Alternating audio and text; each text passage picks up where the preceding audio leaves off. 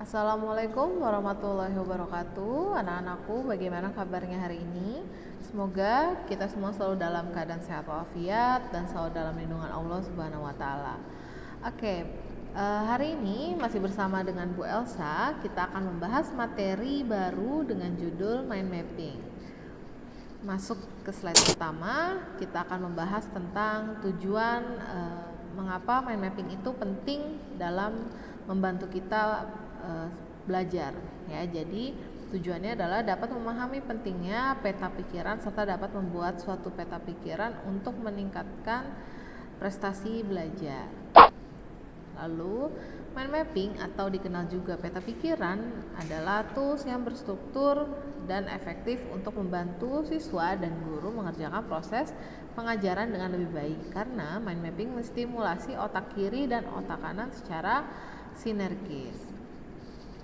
Lanjut ke slide berikutnya, pengertiannya mind mapping itu adalah dapat diartikan sebagai proses memetakan pikiran untuk menghubungkan konsep-konsep permasalahan tertentu dari cabang-cabang sel saraf, membentuk korelasi konsep menuju pada suatu pemahaman, dan hasilnya dituangkan langsung di atas kertas dengan animasi yang disukai dan gampang dimengerti oleh pembuatnya, sehingga tulisan yang dihasilkan merupakan gambaran langsung dari cara kerja koneksi-koneksi di dalam otak kita.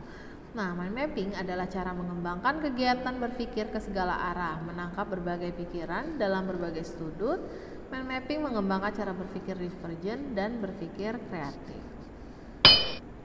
Lanjut, kita ke mind mapping akan sangat bermanfaat dalam pembelajaran, terutama dalam keterampilan mencatat dan mengingat, antara lain membantu kemampuan otak untuk berkonsentrasi, memungkinkan esensi materi menjadi jelas, secara visual relatif lebih jelas urutan dan informasinya, meningkatkan keyakinan kita dalam kemampuan kita untuk belajar, membuat sambungan antara ide-ide mudah untuk dilihat, meningkatkan daya ingat menjadi long term memory. Jadi dengan kita membuat mind mapping, itu akan membuat otak kita itu menjadi cepat untuk mengingat, dan menghafalnya itu tidak perlu panjang-panjang. Jadi kalian bisa mensingkat-singkatnya dengan kreativitas kalian, bisa menggunakan pulpen warna-warni. Nanti di akhir slide akan Ibu berikan cara membuat mind mapping.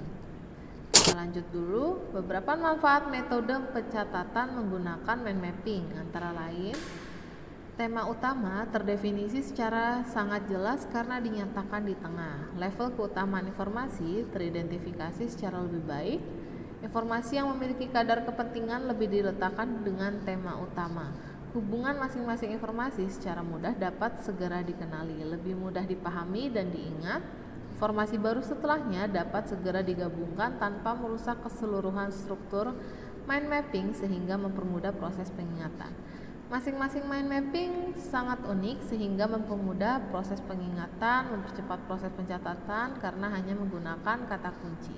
Jadi dalam kalian membuat mind mapping itu tidak perlu seluruh pengertiannya kalian jelaskan atau kalian tuliskan. Misalkan definisi sesuatu hal itu kalian tidak perlu tuangkan di dalam mind mapping gitu. Jadi mind mapping itu hanya singkat-singkat, tidak dalam berbentuk paragraf ya. Jadi kalau misalnya kalian membuat mind mapping, dibuat dulu draftnya lalu dituangkan ke dalam mind mapping agar kalian lebih rinci dan lebih terstruktur apa yang mau kalian tulis di dalam mind mapping tersebut ya. Mari kita lanjut ke slide berikutnya. Nah, cara menyusun mind mapping, nah, kalian siapkan kertas, buat lingkaran atau kalian bisa bentuk apapun yang kalian mau. Lalu biasanya tambahkan cabang dari pusat yang kalian buat di tengah itu menjadi poin-poin kunci. Tulislah kata kunci pada setiap cabang, lalu kalian bisa kembangkan untuk menambahkan detail. Jangan lupa tambahkan simbol dari ilustrasi yang kalian akan mau tulis. Gunakan juga huruf-huruf kapital. Tuliskan gagasan-gagasan penting dengan huruf-huruf yang lebih besar. Lalu kalian bisa hidupkan mind mapping. Dan jangan lupa juga untuk berikan garis bawah pada kata-kata yang menurut kalian itu penting, atau bisa juga menggunakan huruf-huruf tebal ya. Jadi jangan ragu-ragu untuk membuat mind mapping, karena disitulah kalian bisa berkreasi dan berkreatif agar pembelajaran bisa menjadi lebih menarik, membuat simpulan-simpulan setiap dari pembelajaran. terutama untuk pelajaran-pelajaran yang terlalu teori, kalian bisa membuat mind mapping agar lebih mudah untuk memahaminya. Ya, jadi di slide berikutnya adalah beberapa contoh. Kalian bisa melihat seperti ini ya. Kalian bisa fokuskan untuk di poin tengahnya itu sukses ujian. Lalu kalian bisa tarik garis, nih ya, bisa pra ujian dan ada pasca ujian, ada juga proses ujian. Jadi kalau sebelum ujian tuh kita butuh apa sih? Biasanya kita butuh motivasi. Ada yang misalkan kalian mau senam dulu ya. Ada yang bisa untuk kalian butuh belajar. Nah, belajar pun ada macam-macam ya. Ada yang belajarnya dengan sistem visual, ada yang dengan mendengarkan ya, ada yang dengan kinestetik. Begitu juga proses ujian, biasanya ada yang berdoa dulu, ada yang harus sarapan, ada yang keduanya, lalu ada yang apa nih, harus posisi belajar kalian gitu ya, harus diperhatikan. Lalu juga dengan apa nih, ada yang bisa posisi belajar tuh ada yang bebas ya, kalian bisa belajarnya dengan tiduran, duduk, atau misalkan ada yang harus sambil mendengarkan lagu gitu ya. Jadi pokoknya kalian bisa buat mind mapping itu sekreatif mungkin. Biasanya digambarkan, jangan lupa gambarkan tools-tools yang menarik supaya kalian bisa cepat untuk mengingatnya. Jadi tidak perlu banyak kata-kata, cukup singkat-singkat aja dan tuliskan gambar-gambar yang menarik gitu, agar bisa kalian mudah pahami dan kalian mudah mengerti. Berikut juga ada contohnya.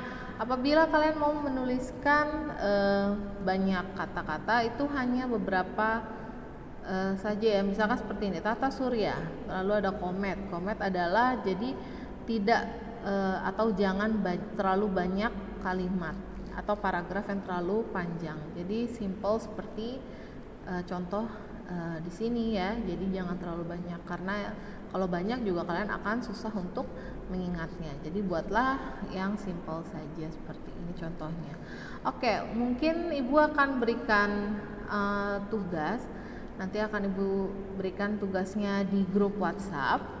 Tolong dikerjakan dan jangan lupa dikumpulkan melalui email yang tertera di grup WhatsApp tersebut ya, Nak.